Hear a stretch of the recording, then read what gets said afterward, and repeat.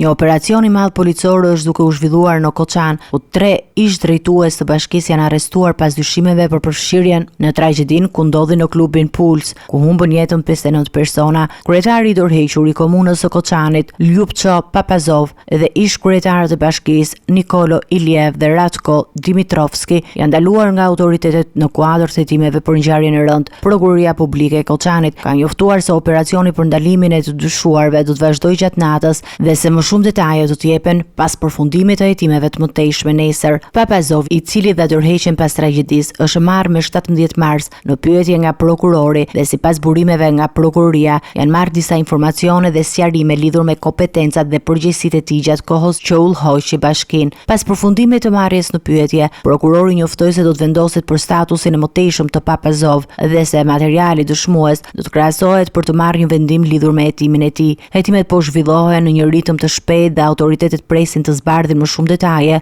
për përfshirjen e të dyshuarve në ngjarjen tragjike.